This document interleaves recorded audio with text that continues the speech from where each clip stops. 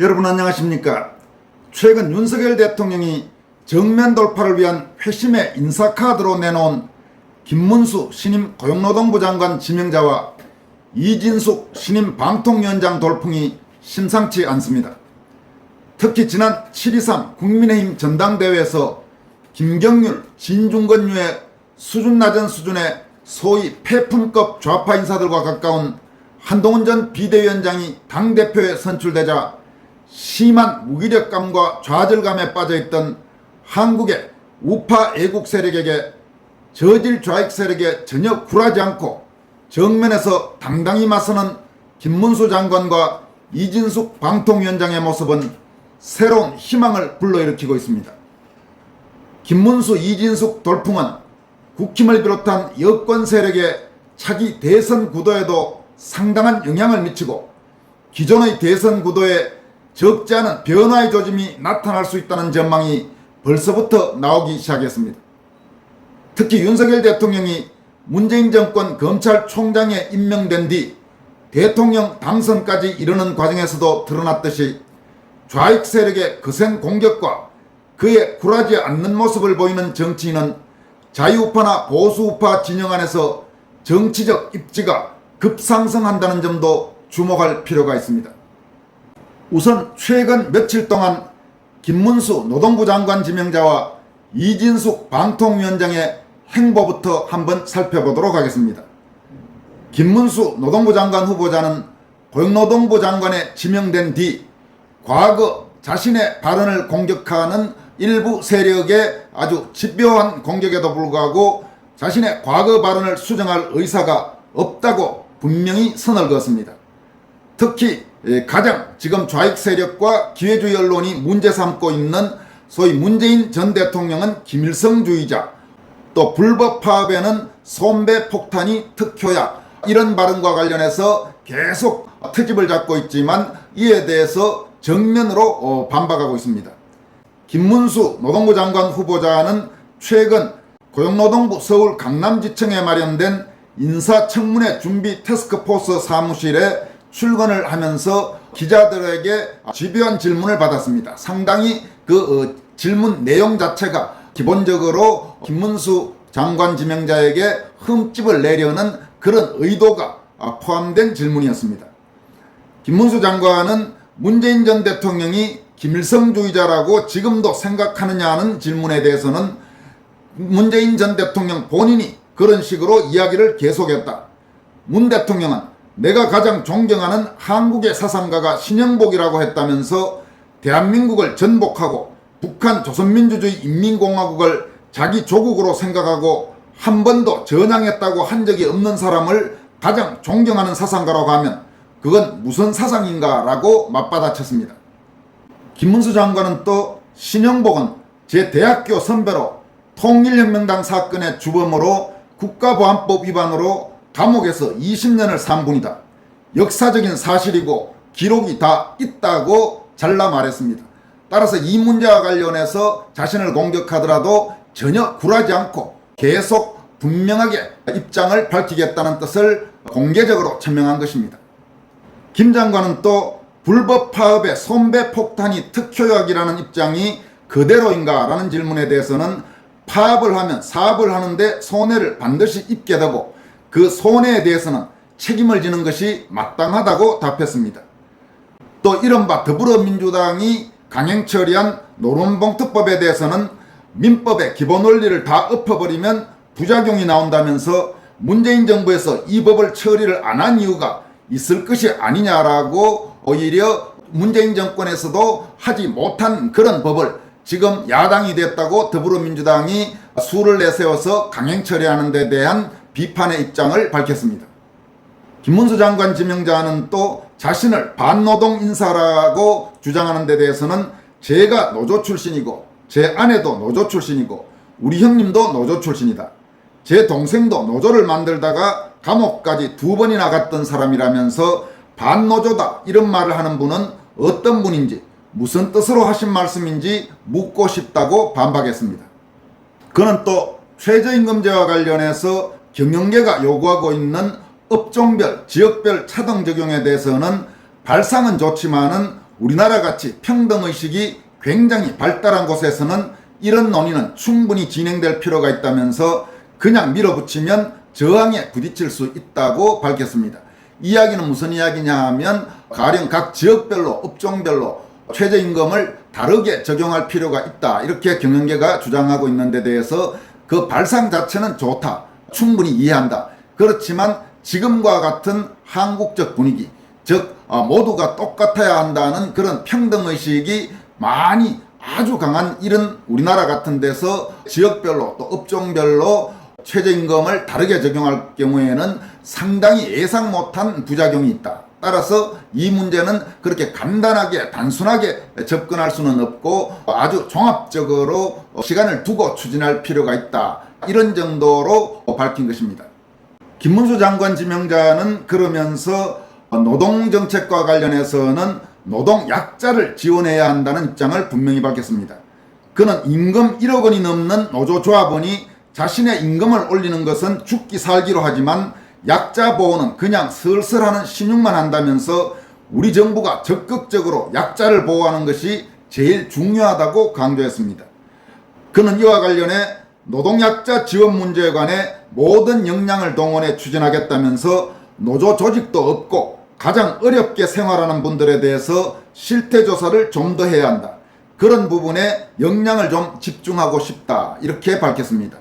김 장관의 이 같은 언급은 노동자 문제, 노조 문제와 관련해서 소위 귀족 노조로 불리는 대기업의 고임금 아주 많은 봉급을 받고 있는 조직화된 노조가 아니라 아예 혜택도 제대로 받지 못하고 임금도 현저히 낮은 노동자들 중에서도 정말 약자를 위한 노동정책이 필요하다는 점을 분명히 한 것입니다. 따라서 이런 인식이야말로 진짜 제대로 된 그런 노동관, 제대로 된 노동정책이라고 평가할 수 있을 것입니다. 김문수 장관 지명자는 또 무조건 반노동, 반대 딱지 붙이기와 주먹을 휘두른다고 해결되는 것이 아니다면서 우리 사회 사회적 합의 수준을 높여나가고 합의의 폭을 붙여야 한다고 덧붙였습니다. 한편 김문수 노동부 장관 지명에 대해서 더불어민주당은 극우니 반노동이니 운운하는 늘 하나만한 그런 낙인 찍기로 반발하면서 낙마시키겠다, 이렇게 주장했습니다. 하지만 김문수 장관 지명자는 돈 문제라든지 다른 도덕성 문제에 있어서 아마 더불어민주당의 어떤 국회의원들보다 훨씬 더 깨끗한 그런 삶을 살아온 인물로 평가받고 있습니다. 더구나 노동 문제에 대해서도 그 자신이 과거 노동운동을 하기도 했고 그러면서도 전체적으로 정책을 제대로 수립할 수 있는 그런 전문성도 갖고 있기 때문에 더불어민주당이 아무리 흠집을 내려고 해도 그렇게 쉽지 않을 것입니다. 또 청문회에서 막 이런저런 식으로 마구 몰아붙이더라도 김문수 장관 지명자가 순순히 야당의 공세에 당할 가능성은 극히 낮고 오히려 이진숙 방통위원장 인사청문회 때처럼 판판이 더불어민주당 의원들이 사실상 깨지는 결과가 나타날 가능성이 대단히 높습니다. 또 더불어민주당이 김문수 장관 인사청문회 보고서 채택에 반대한다고 하더라도 장관은 대통령이 임명을 하면 임명을 하는 거기 때문에 야당에서 나오는 낙마 운운하는 것은 사실상 전혀 현실성이 없는 주장이라고 할 수 있습니다. 김문수 노동부 장관 지명자에 이어서 이진숙 신임방통위원장이 최근 더불어민주당의 탄핵소추 강행 후에 보여준 모습도 한번 소개해 드리도록 하겠습니다. 이진숙 방통위원장은 방통위원장 취임 사흘 차이자 국회에서 더불어민주당이 자신에 대한 탄핵소추안을 통과시킨 뒤 방통위원장으로서 거대 야당의 탄핵소추라는 횡포에 당당히 맞서고자 한다고 밝혔습니다. 이진숙 방통위원장은 탄핵소추의 부당함은 탄핵심판 과정에서 밝혀질 것이라면서 입장문을 통해서 이같이 말했습니다. 이 위원장은 또 2023년 11월 이후 방통위원장과 부위원장에 대한 3차례 탄핵 시도와 3번의 자진 사퇴가 있었다면서 전임 위원장과 부위원장들의 사퇴는 정략적 탄핵으로 인해 방통위 업무가 중단되는 상황을 막기 위한 희생이었다고 생각한다라고 언급했습니다. 그는 그러나 이러한 탄핵소추 자진사퇴의 악순환을 더 이상 지속할 수는 없다면서 이제는 이런 악순환을 끝내야 할 때라고 강조했습니다.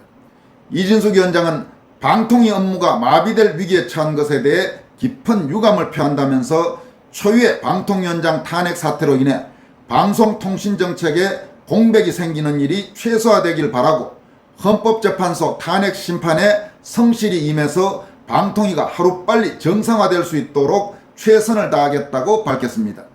여러분도 아시다시피 이진숙 방통위원장은 임명과 동시에 속전속결로 KBS 이사 또 MBC 대주주인 박문진 이사 선임을 마쳤습니다.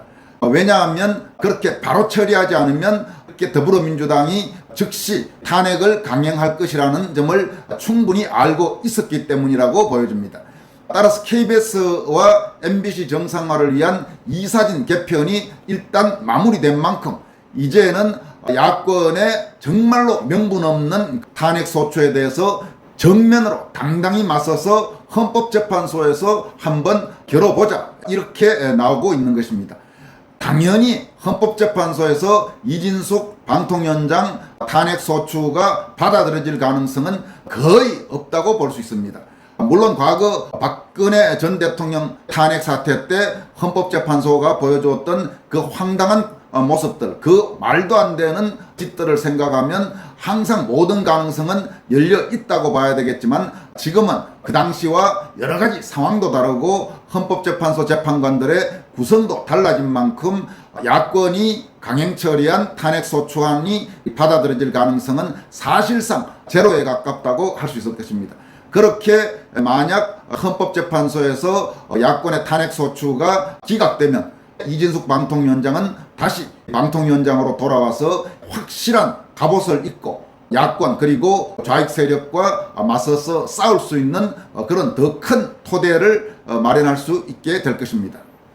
한편 야권의 이진숙 방통위원장 탄핵소추안 가결에 대해 대통령실도 반헌법적, 반법률적 행태라고 강하게 더불어민주당을 비판하고 나왔습니다.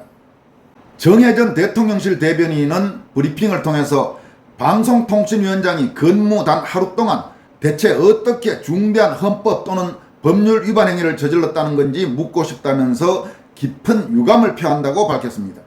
특히 야당의 횡포는 윤석열 정부의 발목 잡기를 넘어 대한민국의 발목을 잡는 것이라면서 야당은 민심의 역풍이 두렵지 않은가, 헌정 파괴 정당은 국민의 심판을 받게 될 것이라고 덧붙였습니다. 정혜전 대변인은 야당의 탄핵 폭주에 맞서 이진숙 방통위원장은 당당히 헌재 심판을 받을 것이라면서 방송, IT, 통신 등 4차 산업혁명을 주도하는 방통위를 무력화한 책임은 전적으로 야당에 있다고 강조했습니다. 그는 특히 22대 국회 들어 지난 2달 동안 민주당이 발의한 탄핵안만 이번이 7번째로 9일에 한 건꼴로 탄핵안을 발의하고 있다면서 북한이 오물풍선을 보낸 것과 야당이 오물 탄핵을 하는 것에 대체 무슨 차이가 있는지 되묻고 싶다고 말했습니다. 그러면서 탄핵뿐만 아니라 지난 2달간 야당이 발의한 특검만 9건이라면서 정쟁용 탄핵과 특검을 남발하는 동안 여야가 합의 처리한 민생법안은 단 한 건도 없다고 지적했습니다. 이와 관련해 대통령실 관계자는 전임 방통위원장 2명과 달리 이진숙 현 방통위원장은 헌재 결정을 기다리기로 한 데 대해 헌재 결정을 받아서 탄핵의 악순환 고리를 이번에 끊겠다는 결심이 섰기 때문이라고 설명했습니다. 대통령실 관계자는 야당이 이른바 25만원 지원법을 단독 처리한 데 대해서도 위헌 소지가 있다면서 대통령실은 그동안 위헌 소지가 있는 법안은 타협하지 않았다고 말했습니다. 또 야당이 법안을 강행 처리하고 대통령실이 제2요구권, 즉 거부권을 행사하는 상황이 반복되는 데 대해서는 제2요구권을 행사할 수밖에 없는 법안들을 야당이 재차 강행 처리하는 점에 대해 되새겨봐야 할 것이라면서 대통령이 제2요구권을 행사하지 않도록 여야가 합의하고 사회적 합의를 통해 법안을 마련하는 것이 필요하다고 지적했습니다. 여러분, 지금 이 문제와 관련해서 우리가 꼭 명심해야 될 것 중에 하나가 이런 상황에서 또 슬그머니 기회주의적 제도권 언론에서 무슨 야당도 잘못이고 대통령도 잘못이다. 이런 식의 양비론을 펴내는 것을 대단히 경계하고 그리고 아주 강도 높게 애국 시민들이 비판해야 됩니다. 지금까지 윤석열 대통령이 거부권을 행사한 야당의 강행처리 법안은 모두 하나하나가 절대로 그냥 통과시켜서는 안 되는 그야말로 망국적 법안들입니다. 그런 법안들에 대해서 현재 여당이 국회에서 소수인 상황에서 할 수 있는, 막을 수 있는 유일한 방법은 대통령의 거부권 행사밖에 없습니다. 그런 상황을 다 외면하고 그냥 단순히 야당도 잘못이고 대통령도 잘못이다. 이런 식으로 일부 언론에서 주장하고 나설 가능성이 충분히 있습니다. 과거 그런 식의 행태가 반복되기도 했습니다. 이에 대해서는 만약 그런 움직임이 특히 비좌파 기회주의 메이저 언론에서 제기하기 시작하면 애국 시민들이 나서서 너희들이 도대체 제정신이냐? 그게 양비론이 지금 이 상황에서 말이 되느냐? 그따위로 신문을 만들고 그따위로 방송을 하려면 집어치워라라고 아주 따끔하게 질책을 해서 함부로 그런 짓들을 하지 못하게 국민이 막아줘야 합니다. 이 부분이 대단히 중요하다는 점을 여러분들에게 강조하고자 합니다. 한편 김문수, 이진숙 돌풍과 관련해서 이 문제가 차기 여권의 대선 구도와 어떤 영향을 미칠지를 한번 분석해 보도록 하겠습니다.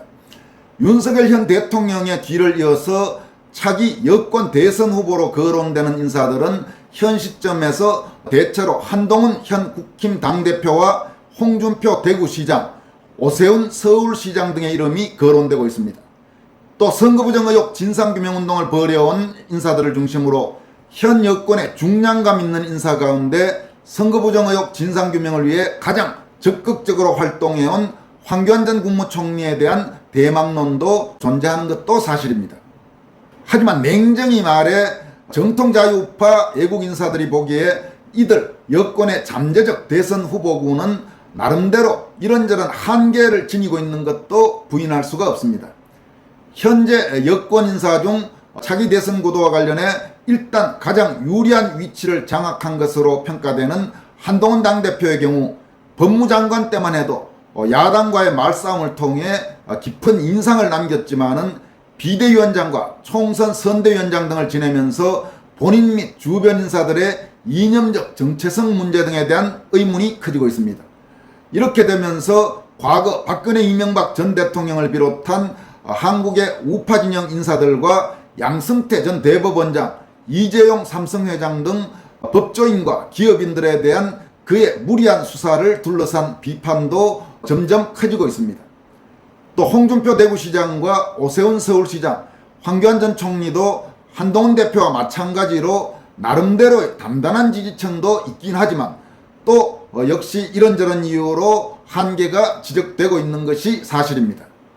이런 상황에서 최근 상당한 좌절감, 상당한 절망감을 느껴온 여권의 핵심 지지층인 정통 보수우파 국민들 사이에서 최근 며칠간 엄청난 돌풍을 일으키고 있는 김문수 노동부 장관 지명자와 이진숙 방통위원장은 적잖은 변수가 될 가능성이 높아졌습니다. 특히 이들에 대해 더불어민주당을 중심으로 한 저질 좌익 세력이 거의 경기를 일으킬 정도로 이들이 좌익 세력과 정면으로 맞선다는 점, 그러니까 좌익 세력의 공세에 결코 굴복하지 않는다는 점이 중요한 변수로 떠오르고 있습니다. 여러분도 아시겠지만 문재인 정권 초기 서울중앙지검장에 파격적으로 임명돼 문재인과 유착됐던 윤석열 현 대통령이 더불어민주당이 아니라 자신이 과거 탄압했던 우파 정당의 대선 후보로 대통령에 당선될 수 있었던 결정적 계기는 검찰총장 취임 후 조국 민정수석의 법무장관 임명에 반대하면서 당시 문재인 정권의 집권 좌익 세력과 갈라서 각을 세운 것이었습니다. 이 과정에서 우파 성향 국민 사이에 윤석열 검찰총장에 대한 새로운 평가, 새로운 기대감이 나왔고 결국 이런 흐름을 타고 국민의힘 대선 후보를 쟁취하고 또 대통령 당선까지 가능했던 것입니다. 한동훈 현 당대표 역시 문재인 정권 초기에 각종 무리한 수사에도 불구하고 윤석열 정권의 첫 법무장관에 파격적으로 발탁돼서 더불어민주당 국회의원들과 말싸움을 하면서 지지 않는 모습을 보인 것이 정치적으로 현재 위치까지 올라온 아주 중요한 계기였다고 할 수 있습니다. 이런 점들을 감안한다면 좌익 세력의 공격이 거세면 거셀수록, 그리고 그런 좌익 세력의 비난과 공세에 굴하지 않고 당당하게 맞서면 맞설수록 보수우파 또는 자유우파 진영 정치인으로 급성장하는 데 큰 도움이 됩니다. 최근 김문수 노동부 장관 지명자와 이진숙 방통위원장에 대한 좌익 세력의 공세에는 그들이 원치 않았던 방향으로 두 사람의 정치적 위상을 빠른 속도로 높이는 쪽으로 작용하고 있습니다. 더구나 김문수, 이진숙 이 두 사람은 다른 여권의 주요 정치인들과 달리 박근혜 대통령 부당 탄핵 과정에 대한 부담이 없다는 점도 유리한 부분입니다. 또 김문수 장관 지명자의 경우 4.15 총선 후 선거부정 의혹 진상규명을 촉구하기도 하고 선거부정 의혹 관련 집회에 참석하기도 했다는 점에서 만약 황교안 대표의 차기 대선 출마가 어렵다고 판단될 경우 김문수 장관 지명자가 선거정의 실현운동 세력의 심정적 지지를 받을 가능성도 적지 않습니다. 물론 아직 윤석열 대통령의 임기가 절반을 지나지 않은 현실에서 차기 대선을 거론하기에는 다소 이른 시점이긴 합니다. 하지만 어쨌든 지난 4.10 총선 참패와 7.27 국민의힘 전당대회 결과로 분위기가 아주 차갑게 가라앉았던 정통 자유우파 보수우파 국민들이 다시 일어설 수 있는 계기를 김문수 장관 지명자와 이진숙 방통위원장이 현재 제공하고 있다는 점은 상당히 고무적이라고 할 수 있을 것입니다. 지금까지 권순할TV였습니다. 여러분 고맙습니다.